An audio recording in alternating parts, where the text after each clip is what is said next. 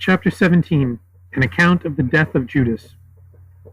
But when nearly the same season of the year came round, Bacchus went forth with 30,000 of the bravest of the Macedonians, and came upon Judas without any tidings thereof coming to him. And he was in a certain city called Lalus, with 3,000 men. Wherefore most of those who were with him fled, and there remained with him 800 men, and his brothers Simeon and Jonathan. Those who remained with Judas were the strongest and bravest, and who had already endured much in the several battles which he had fought. And Judas and his company went out to meet Bacchus and his army. And Bacchus divided his army, placing 15,000 on the right hand of Judas and his company, and 15,000 on their left. Then each part shouted against Judas and his company, who attentively regarding each perceived that the enemy's strongest and bravest troops were on the right, and found out that Bacchus himself was there among them. Judas likewise divided his company, and took the bravest of them with him, and gave the rest to his brothers. Then he made a charge upon those on the right, and he and his company slew about 2,000 men. Then, perceiving Bacchus, he directed his eyes and steps toward him, and slew all the bravest men who were about him. And he in person with his company sustained the multitudes which pressed upon him, felling to the ground the greater part of them, and he came near to Bacchus, whom, when Bacchus saw him coming towards him like a lion, brandishing in his hand a large sword stained with blood, he was exceedingly afraid of him, and trembled, and fled out of his sight. And Judas with his company pursued him, and they slew his people with the sword, so that they put to death the greater part of those 15,000, and Bacchus fled even to Ashdod. And the 15,000 which were on Judas' left followed him, and attacked Judas, to whom by this time were come his brothers, and those who were with them, greatly fatigued.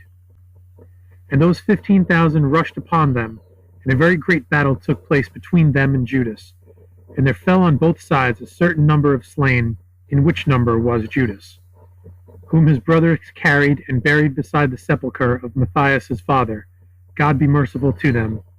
And the children of Israel bewailed him many days.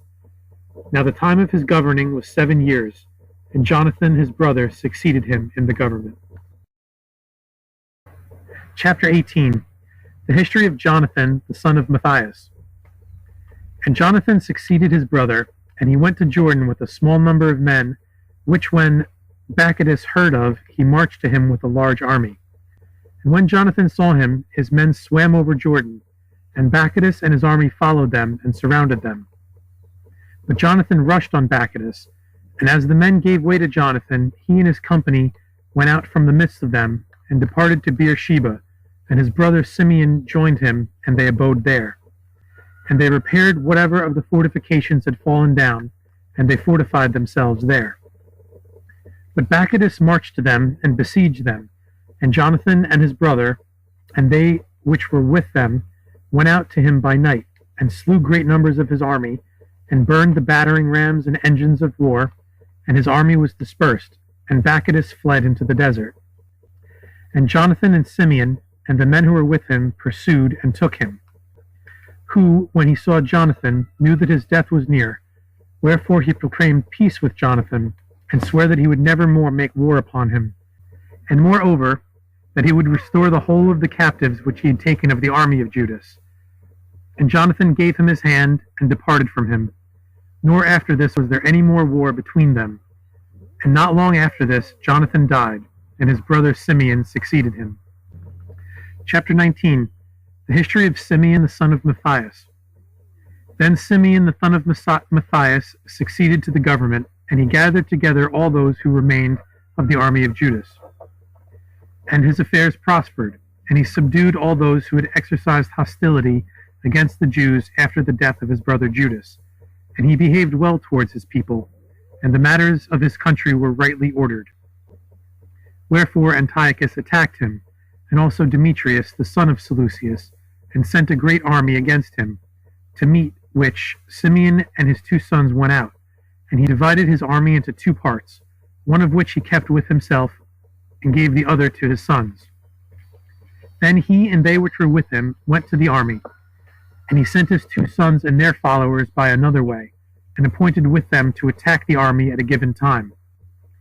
After this he met the army of Antiochus, and attacked it, and began to prevail against it. And his 2 sons came when the battle had now begun, and the fight grew fierce, and they came round the rear of the army. And Antiochus' army, being placed between 2 armies, was cut to pieces, nor did a single man of them escape, nor did Antiochus return any more to fight with Simeon. And peace and quietness continued among the Jews all the days of Simeon, and the time of his government was 2 years.